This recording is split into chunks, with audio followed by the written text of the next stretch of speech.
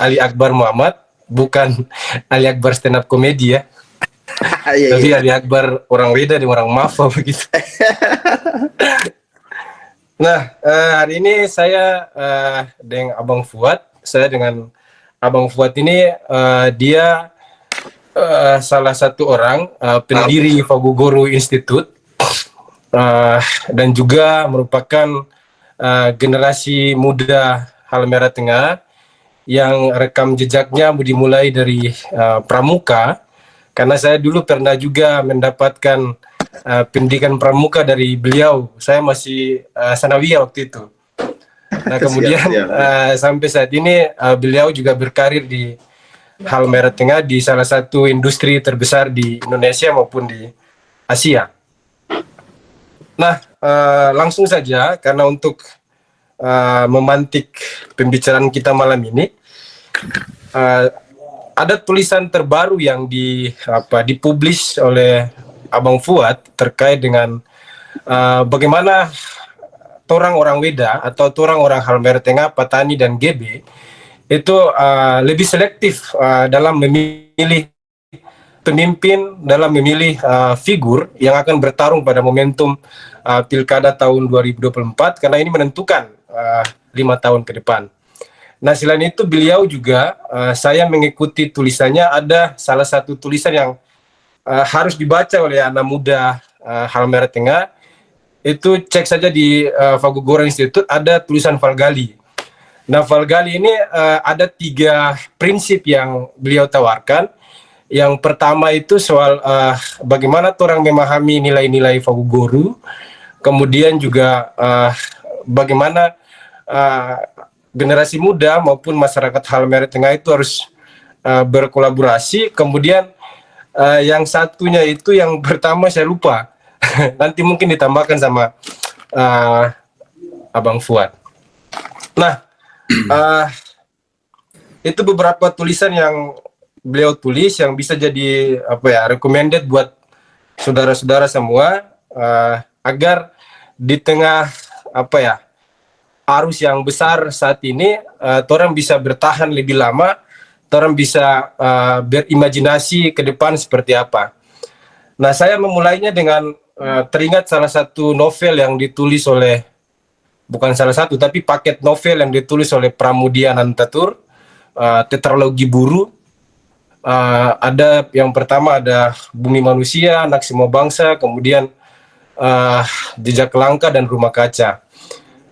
Nah di situ Pram menggambarkan bagaimana situasi Jawa. Ada tokoh fiksi namanya Nyai Ontosoro. Dia terkaget-kaget melihat kapal-kapal besar yang datang. Kemudian Nyai Ontosoro ini terkaget-kaget melihat biasanya Jawa itu dijangkau pakai, kalau dari Jakarta ke Surabaya dijangkau dengan berjalan kaki itu butuh waktu berminggu-minggu. Tapi dengan adanya rel kereta yang dibangun oleh pemerintahan Hindia Belanda waktu itu, Jawa bisa dijangkau dalam hitungan jam. Nah situasi demikian juga terjadi di Halmahera Tengah. Bagaimana orang seakan terkaget-kaget begitu.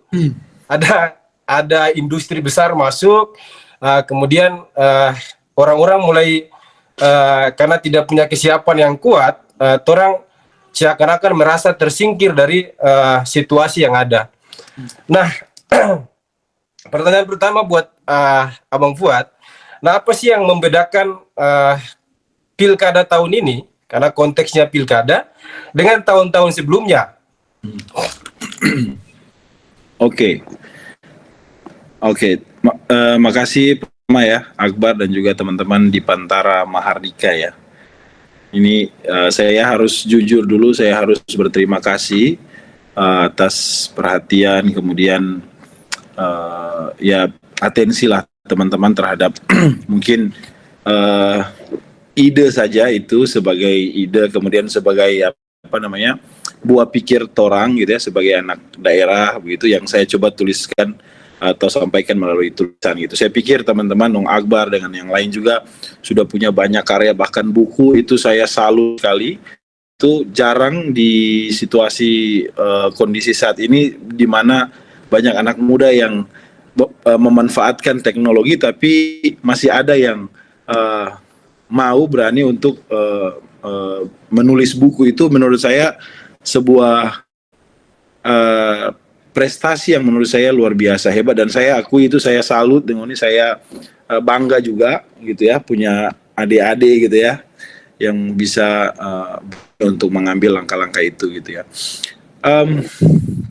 Bagi saya ya, pertama mungkin tulisan ini saya juga ya, saya sebenarnya antara bukan cuma prihatin atau apa ya, tapi memang saya menganggap bahwa momentum pilkada di 2024 ini adalah momentum yang sangat penting menurut saya, bukan hanya Halteng saja, tapi mungkin Haltim dan bagi daerah-daerah lain, karena ini momentum yang tepat menurut saya, yang kita tidak tahu bahwa 4 atau 5 tahun yang lalu itu tiba-tiba ada investasi besar yang datang Halmahera Tengah begitu, dan betul tadi kata Akbar, kita orang agak terkaget-kaget begitu dengan orang punya kebiasaan yang sebelumnya kita orang lakukan, tiba-tiba harus hidup dengan banyak sekali orang datang masuk ke dalam kita orang punya daerah begitu ya. Jadi itu baru terjadi 4 atau 5 tahun lalu begitu, dan sekarang momentumnya gitu kan. Bahkan ketika perusahaan ini masuk itu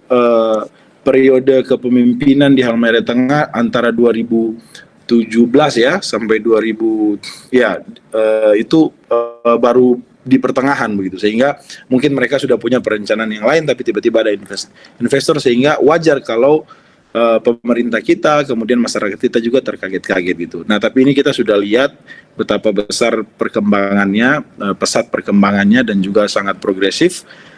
Karena itu momentum pilkada ini di 2024 menurut saya itu sangat penting bagi kita untuk memilih kepemimpinan ya, bukan hanya sosok pemimpin, tapi dia akan membawa kepemimpinan dia yang dengan modelnya tersendiri, sehingga dia mampu untuk membuat Halmahera Tengah itu ataupun mungkin Haltim dan daerah lain di Maluku Utara itu melompat lebih jauh, kira-kira begitu ya. Itu yang membuat saya harus memberikan concern ataupun perhatian pada momentum pilkada 2024.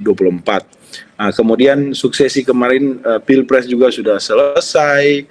Kemudian kita punya rencana pembangunan jangka menengah sampai di 2024 sudah selesai. Artinya kita sudah masuk di 2025, kita sudah akan memulai rencana pembangunan jangka panjang sampai kepada 20 tahun ke depan, yang mana cita-cita kita orang bangsa Indonesia itu adalah untuk menjadi untuk menuju Indonesia emas. Nah, ini adalah milestone atau momentum pembangunan nasional yang harus dijemput oleh Halmahera Tengah gitu. Halmahera Tengah 5 tahun dari sekarang, mulai dari sekarang gitu ya, minimal dalam periode kepemimpinan 1 periode ke depan, 5 tahun dari sekarang, itu dia akan menjadi bagian yang tidak terlepas dari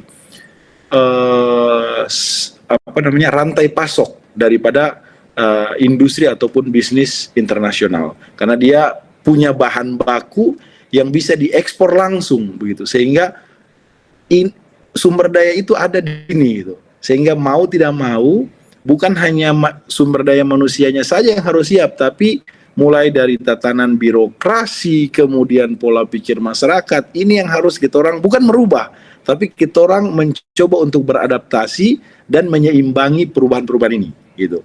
Makanya menurut teori budaya organisasi, kepemimpinan atau leadership itu sangat mempengaruhi budaya organisasi. Makanya kenapa pada momentum pilkada itu sangat penting memilih pemimpin yang tepat, itu dia alasannya, karena siapapun yang akan memimpin, dia akan mempengaruhi budaya organisasi dalam birokrasi, bagaimana gaya memimpin, bagaimana strategi dalam pengambilan keputusan, bagaimana kecakapan dalam menyelesaikan masalah, itu yang penting. Sehingga menurut saya ini momentum yang sangat penting dan sangat tepat bagi kita untuk merubah gitu ya, untuk merubah atau mau maju ke terada itu, ini di 2024 itu momentum yang penting. Kira-kira itu untuk singkatnya. Nah, menarik sekali apa yang Bang Fuad sampaikan. Yang saya tangkap yang pertama itu soal bagaimana kesiapan torang menghadapi daerah yang semakin maju saat ini. Karena rancangan pembangunan jangka menengah nasional ini juga menetapkan Halmahera Tengah ini menjadi kawasan strategis nasional atau menjadi bagian dari proyek strategis nasional. Nah, artinya orang semua bersepakat bahwa orang tara anti investasi, orang tara anti industrialisasi.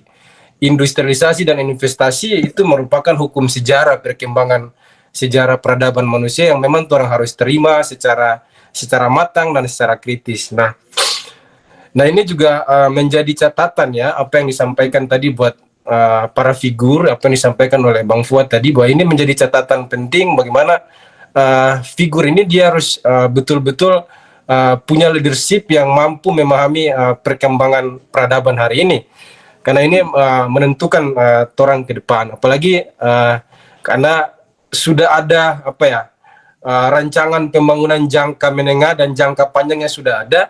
Nah ini penting nih bagi para figur yang akan bertarung di Pilkada 2024, tidak hanya kemudian memproduksi sentimen dan fanatisme, tapi penting juga memproduksi pikiran-pikiran sehat untuk disebarluaskan di masyarakat Halmahera Tengah dan Halmahera Timur, karena dua daerah ini menjadi daerah menjadi sentrum mata dunia itu melihat Halmahera Tengah dan Halmahera Timur.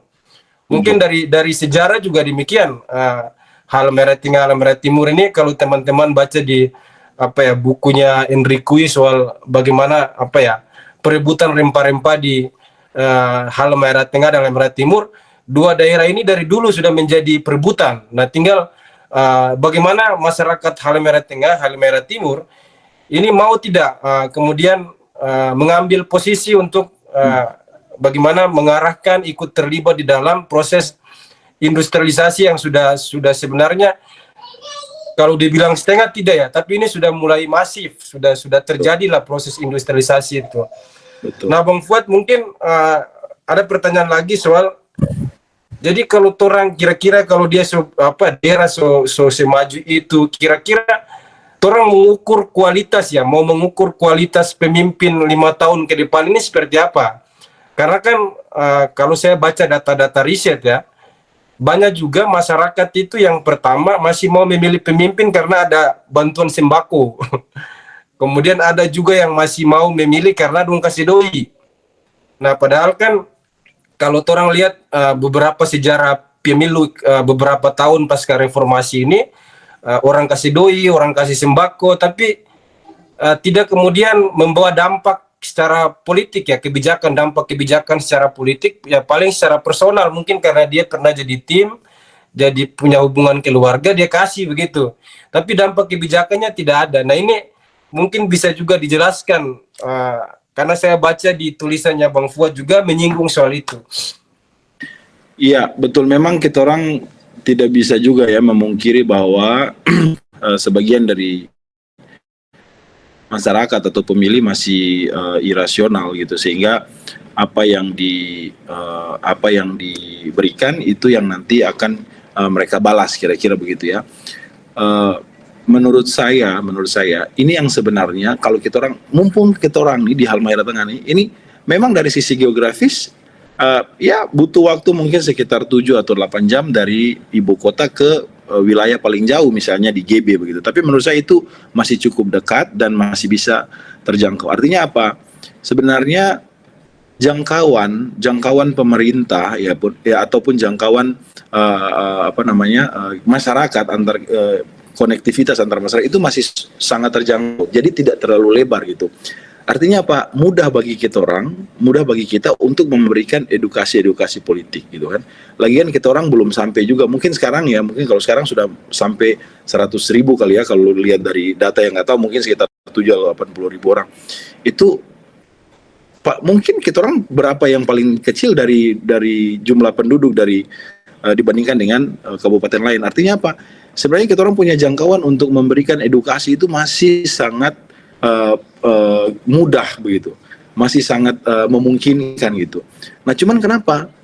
Menurut saya ini kualitas bukan hanya orang-orang yang punya posisi gitu, tapi mungkin ada juga kesadaran dari kelompok-kelompok masyarakat ya, civil society, ya LSM, ya mungkin teman-teman di Pantara Mardika, Fagogoro Institute, dan LSM yang lain. Itulah tugas kita untuk bagaimana memberikan edukasi kepada masyarakat gitu, soal bagaimana memilih pemimpin. Nah, ini salah satunya saya coba untuk menuliskan itu di dalam tulisan saya gitu kan. Yang pertama mungkin dari sisi pengalaman gitu, itu sudah harus pasti punya gitu. Kalau tidak ya dia tidak punya latar belakang dalam memimpin, susah gitu kan dalam mengelola organisasi gitu. Organisasinya pun menurut saya level sekelas Halmahera Tengah dengan kompleksitas yang sangat tinggi, artinya minimal dia sudah punya pengalaman memimpin birokrasi dengan kompleksitas yang cukup begitu. Sehingga dia sudah pernah berani mengambil keputusan dalam situasi yang sulit dan lain sebagainya gitu. Nah, jadi pengalaman itu menurut saya nomor satu. Yang kedua adalah ketangkasan gitu. Ketangkasan ini itu harus diuji lewat pengalaman. Bagaimana Anda menyelesaikan satu masalah, kemudian tiba-tiba muncul masalah lain. Prof. Renal Kasali di dalam bukunya Self Driving itu menjelaskan sangat rinci tentang disruption gitu ya. Jadi ada perubahan yang tiba-tiba dia terjadi gitu kan. Bagaimana pemimpin atau seorang leader itu mampu menyesuaikan diri dengan cepat dan mengambil keputusan. Ketika Gojek, Grab dan lain sebagainya masuk ke Jakarta, itu grup taksi Bluebird pusing dia. Karena apa? Tiba-tiba penumpangnya dia pikir itu penumpang taksi, ternyata dia udah online, dia udah pesan taksi online gitu. Dia bingung loh, ini biasanya penumpang saya, tapi kok dia naik mobil yang lain gitu. Bluebird dengan cepat memahami situasi yang ada, sehingga apa? Dia pun membuat training, dia pun membuat aplikasi dan juga bekerja sama dengan aplikasi platform online. Sehingga apa?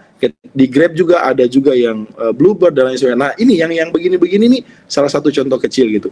Menurut saya di Halmahera Tengah dan juga Halmahera Timur yang ada industri yang cukup besar, ya kan, kemudian arus migrasi yang cukup besar. Nah, ini juga membutuhkan pemimpin yang tangkas dalam menyelesaikan masalah gitu. Itu nomor 2 gitu ya. Nanti kita bisa diskusi lagi di lain kesempatan. Yang ketiga adalah pemimpin yang inklusif atau terbuka, mau menerima kritik dan lain sebagainya. Kenapa?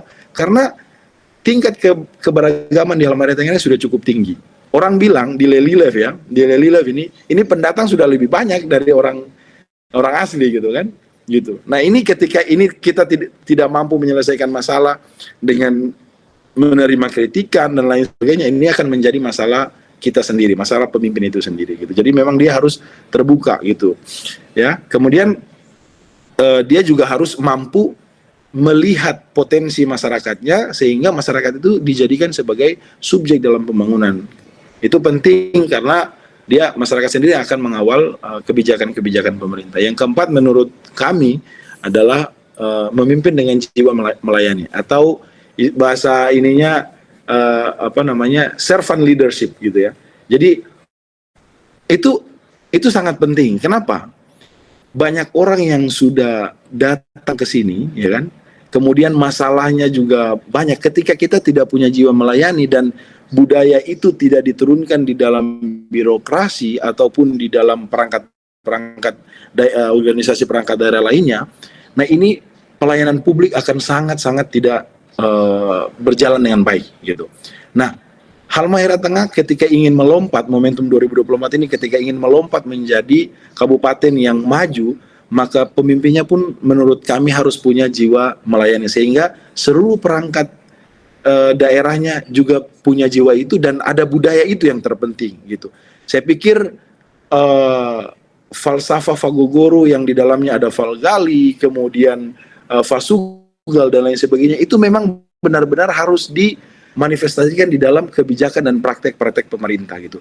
Jadi menurut kami falsafah Fagogoro itu memang itu nilai yang universal, yang memang diciptakan yang lahir dari budaya dan tabiat kita orang Fagogoro, tapi yang kita orang ada miss sedikit bahwa kita orang tidak mampu mempraktekkan itu di dalam kebijakan-kebijakan yang ada gitu, atau di dalam praktek-praktek pemerintahan yang ada gitu. Itu sayang sekali.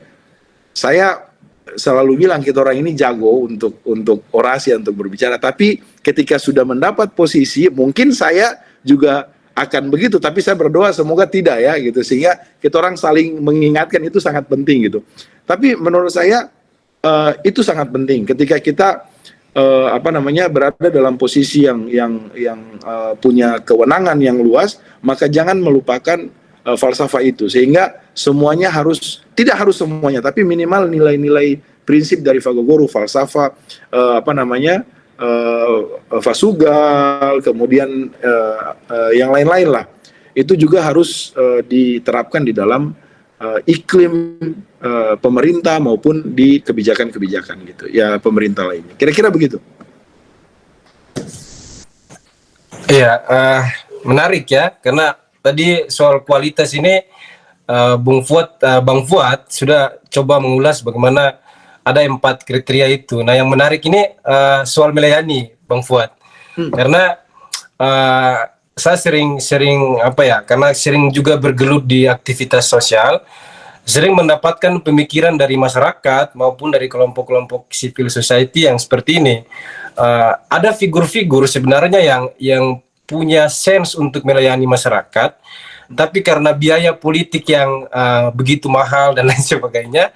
Nah, karena ini berkaitan dengan industrialisasi, agar ini kritik kebijakan publik ini tidak hanya mengarah ke industri, karena selama ini kan orang berpandangan bahwa kehadiran industri tambang ini juga melahirkan berbagai problem. Nah, saya mau Abang Fuad coba membuka mata kita sedikit dan membuka mata pikiran.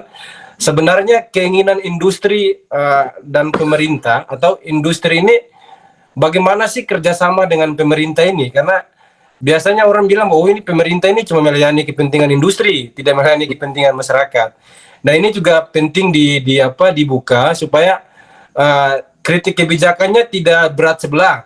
Karena biasanya kan saya juga membaca beberapa data, sebenarnya beberapa industri sudah mengiyakan misalkan soal CSR ya, itu sudah diberikan untuk pengelolaan pemerintah, tapi ternyata dalam prakteknya disalahgunakan.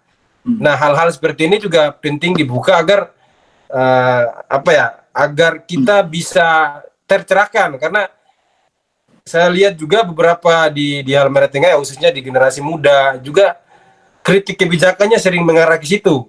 Ya. Nah, ini bagaimana sih menyeimbangkan antara kebijakan industri dan kebijakan pemerintah agar bisa berdampak luas kepada masyarakat secara umum? Mungkin seperti itu, Bang Fuad. Iya.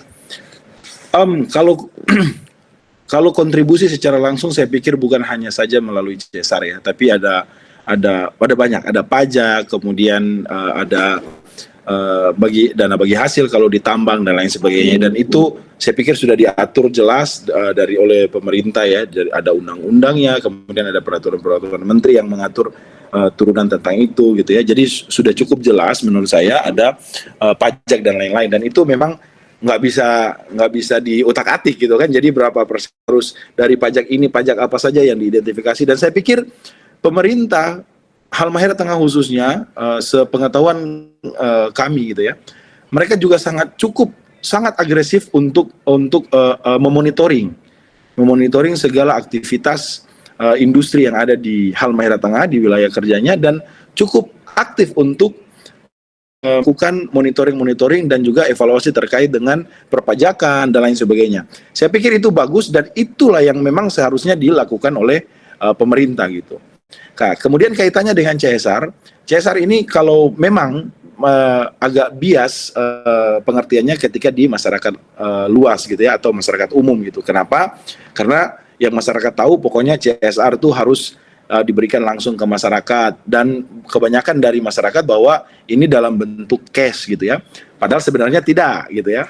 Malah sebenarnya perusahaan lebih mengutamakan program-program yang berdampak langsung ke masyarakat, tidak harus selalu cash.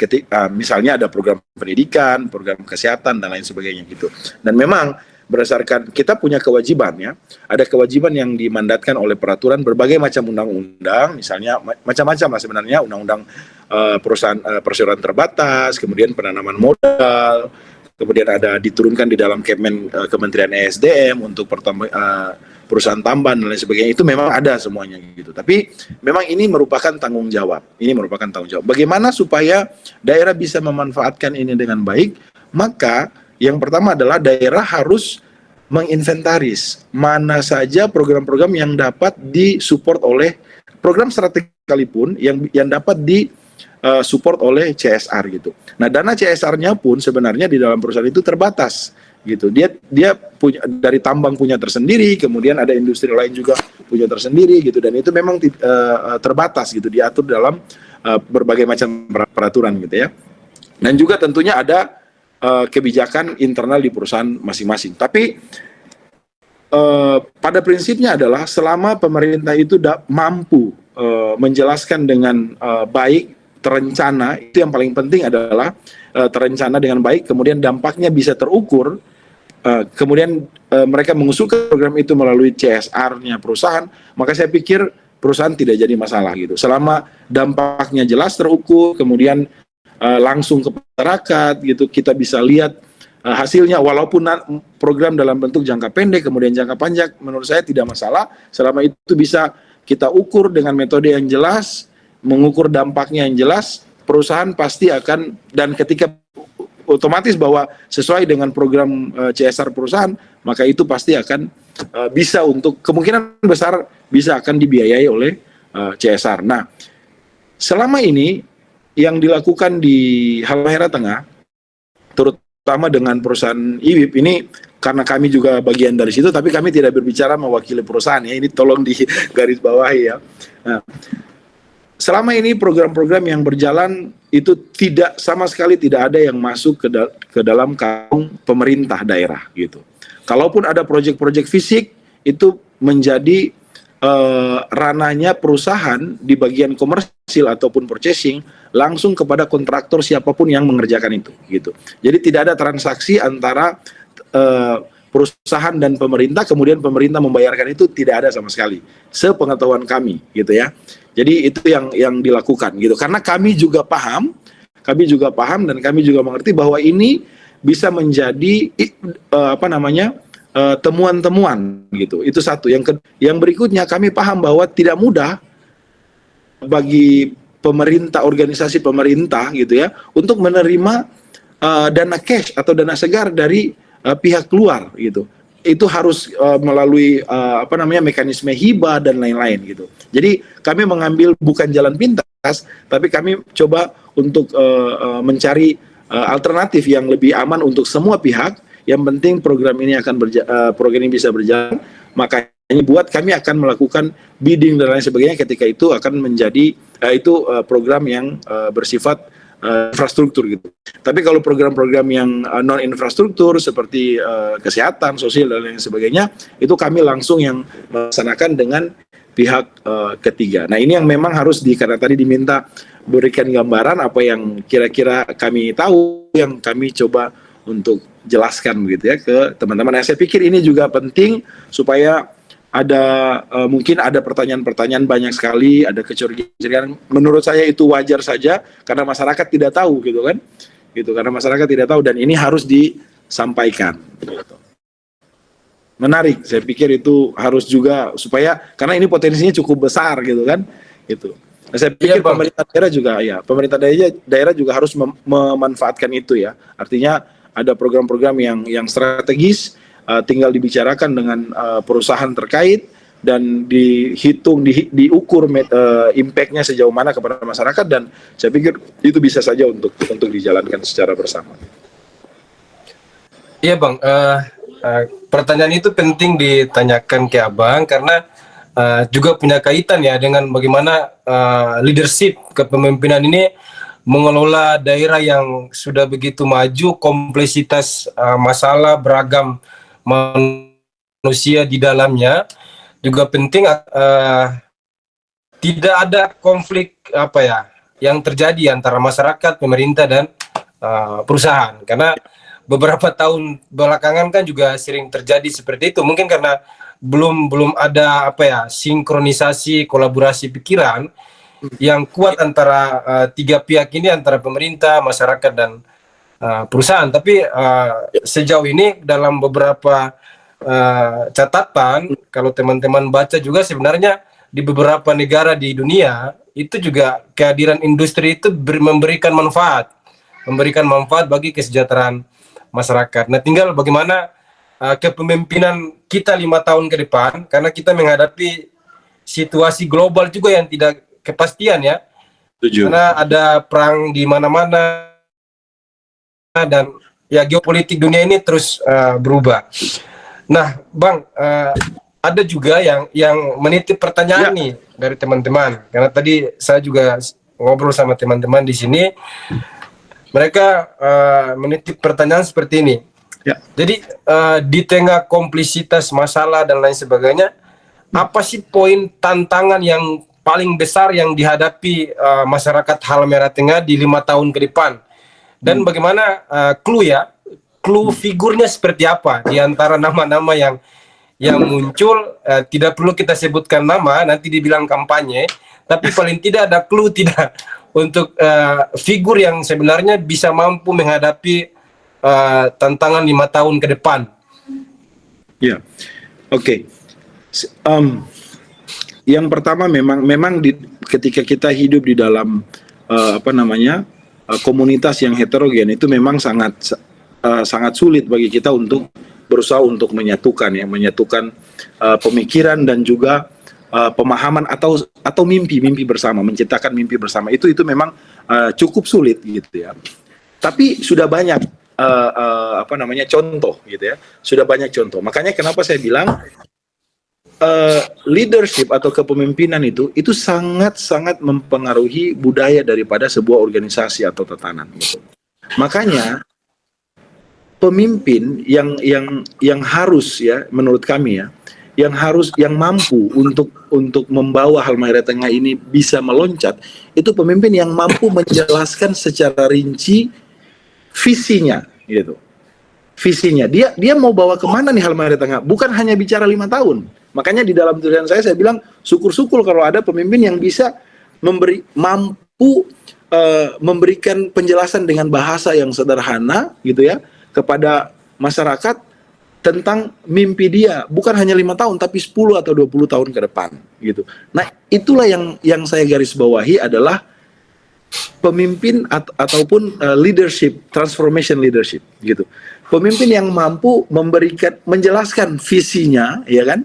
Menjelaskan visinya, oh ini halte yang akan jadi seperti ini ke depan 10 atau 20 tahun ke depan, dan itu mampu dia sampaikan ke masyarakat dan juga perangkat-perangkatnya ketika dia terpilih nanti gitu. Jadi menyamakan mimpi itu yang menjadi tantangan bersama masyarakat Fagoguru menurut saya gitu. Sekarang kita bukan hanya, kita ini sebenarnya begini ya, menurut saya ya, kita ini lagi diuji. Kita ini lagi diuji nih dengan adanya investasi besar ini, kita lagi diuji nih. Apa yang diuji adalah kesatuan kita. Apakah akan tergerus nilai-nilai ngaku rerasai, budi rebahasa gitu ya? Apakah itu akan tergerus oleh arus migrasi yang ada begitu? Nah, itu yang harus berusaha kita pertahankan gitu. Nah, saya pikir itu yang menjadi tantangan kita gitu. Nilai-nilai kita mungkin akan luntur padahal itu nilai-nilai yang sangat baik gitu. Nah, makanya pemimpin yang memahami falsafah itu juga sangat penting. Tapi di samping dia memahami falsafah Fagoguru kita, dia bisa memberikan ketegasan di dalam pelaksanaan ataupun implementasi nilai-nilai itu. Dia juga harus mampu jangan hanya membawa isu-isu primordial gitu. Karena menurut saya kalau membawa isu itu juga akan membuat kita jalan di tempat. Tapi bagaimana isu itu ataupun nilai-nilai itu dia bisa kembangkan dalam setiap situasi yang ada gitu. Nah, sehingga dia mampu mempertahankan nilai-nilai itu, namun juga mampu menjelaskan secara rinci visi dia untuk menjadi pemimpin minimal 5 tahun ataupun bisa 10 atau 20 tahun. Nah, itu pemimpin yang menurut saya transformasional gitu. Nah, karena dia memimpin bukan hanya memimpin kepala dinas gitu kan, Karena menjadi bupati bukan secara administrasi pemerintahan, ya Anda akan membawa kepala dinas gitu. Tapi Anda akan harus membawa dampak yang cukup besar bagi masyarakat yang tidak termasuk dalam dinas, otomatis para nelayan gitu kan, para buruh dan lain sebagainya gitu. Sehingga Anda harus punya budaya itu gitu. Transformasi itu harus Anda tanamkan betul di dalam visi Anda gitu. Kalau cuman biasa-biasa, saya orang yang agak ini ya, kalau cuman standar-standar menurut saya lihat kok, misalnya kalau di setiap calon ya, ada punya visi dan misi, saya bilang, misalnya menjadikan pendidikan, Anda tidak jelas dalam, merinci Anda punya program gitu kan, saya pikir itu tidak transformasional gitu. Jadi, yang standar, makanya saya cukup bilang bahwa momen ini sangat penting gitu, dan diskusi seperti ini gitu ya, tulisan-tulisan yang seperti yang dari teman-teman yang lain, kita juga dari Fagogor Institute mencoba untuk memproduksi beberapa perspektif kami terkait dengan situasi yang ada gitu ya, baik itu politik, sosial dan lain-lain, itu juga sangat penting. Sehingga kenapa masyarakat terus dicekoki oleh pemikiran-pemikiran yang cukup kritis, sehingga pada momentum ini kita tidak lagi salah memilih pemimpin gitu. Nah, semoga bisa ditangkap ya.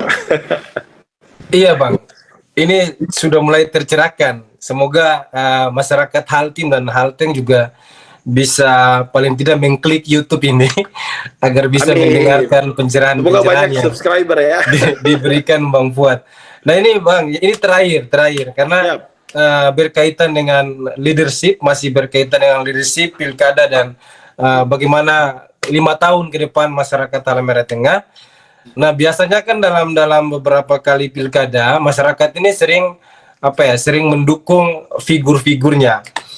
Nah bagaimana sih agar aspirasi masyarakat antara leadership yang transformasi tadi dengan masyarakat ini agar bisa aspirasinya dikawal, karena biasanya kan dalam setiap kali 5 tahun itu datang kampanye itu pokoknya orang bikin jalan bagus, orang kasih dokter satu rumah satu, ada ya bahasa-bahasa yang seperti itu. Nah bagaimana sih agar masyarakat ini aspirasinya dikawal oleh paling tidak Abang kasih clue ke warga agar dorang tidak tertipu lagi kayak kemarin-kemarin, mungkin seperti itu. Dan itu pertanyaan terakhir Abang. Bagi saya kita bisa lihat figur ya, kita bisa lihat beberapa figur yang ada, yang baik itu yang berada di dalam di partai politik, kemudian di dalam birokrasi. Saya lihat ada beberapa orang punya abang-abang ya, yang ingin mencalonkan. Saya pikir masyarakat juga sekarang memang harus melihat bahwa sejauh mana dorang itu dekat dengan masyarakat gitu. Kenapa? Karena ketika Anda dekat, Anda mengetahui masalahnya gitu ya. Masyarakat itu lihat, Anda sebenarnya punya kewenangan gitu ya. Anda punya kewenangan, Anda punya power, Anda punya kekuatan. Tapi apakah setiap kali Anda turun, Anda melihat masalah, kemudian Anda balik, apakah Anda mampu mengeksekusi ataupun menyelesaikan masalah itu atau tidak gitu kan? Kenapa ini penting? Kita orang ini 5 tahun itu menurut saya waktu yang tidak terlalu lama, tapi juga tidak terlalu singkat gitu. Sehingga orang membutuhkan sesuatu yang responsif begitu. Itu masyarakat, tipikal masyarakat kita begitu. Jadi ketika dia menyampaikan sesuatu itu tidak harus dengan cepat 1-2 minggu gitu, tapi minimal pemimpin itu mampu menjelaskan rencana-rencana dia. Saya akan begini, dan saya akan begini. Dan dia lakukan itu gitu. Nah, jadi masyarakat memang harus melihat siapa yang bukan paling banyak turun ya, tapi ketika dia turun langsung, dia melihat langsung masalah dan dia mengimplementasi atau membuat kebijakan ataupun ada program yang bisa memecahkan solusi dari menjadi solusi daripada masalah yang dia temukan gitu. Kenapa ini penting? Bagi saya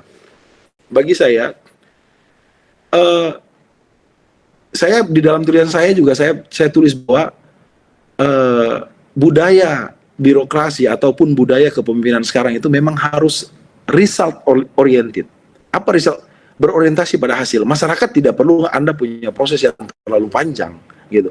masyarakat butuh Anda bisa menyelesaikan atau tidak gitu. Nah, untuk supaya bisa menjawab itu, maka orang ataupun leader itu dia harus punya jiwa tadi. Dia harus punya ketangkasan dalam menyelesaikan masalah.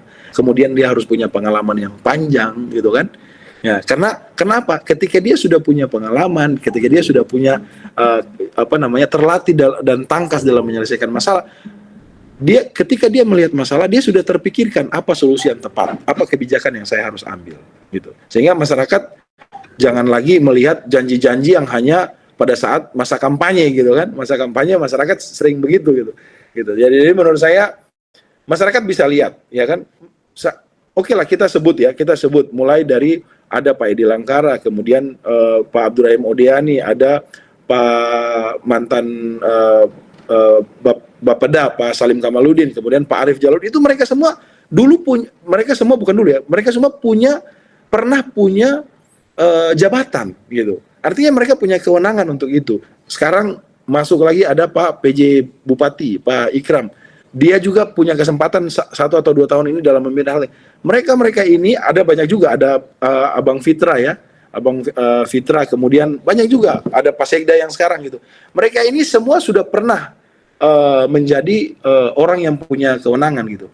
Nah masyarakat bisa lihat gitu, kecuali ada muncul figur yang lain gitu kan, gitu. Ada Dokter Haryadi, ada Bang Alan, ada Nuryadin segala macam.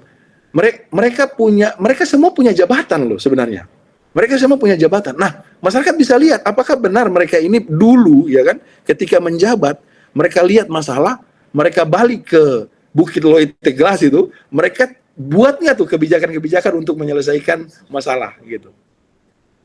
Itu bisa dilihat dari sekarang gitu. Nah, itu track record yang tidak bisa dipungkiri gitu kan. Kecuali ya sekarang ada ini gitu, ada figur yang baru. Tapi ini semua figur yang ada itu sudah. Makanya salah satu kutipan itu juga adalah pilihlah pemimpin yang tepat dari yang terbaik. Jadi menurut saya semua calon-calon ini adalah yang terbaik.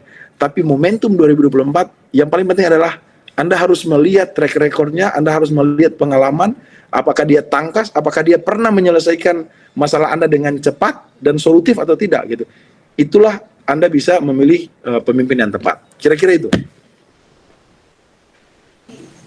Oke Abang, terima kasih banyak sebisa isi di Rakyat Podcast. Jadi semoga ini bisa memberikan pencerahan bagi warga masyarakat Halmahera Tengah Halmahera Timur. Karena ini berkaitan dengan momentum pilkada ini menjadi momentum bagi orang berpikir 5 tahun ke depan.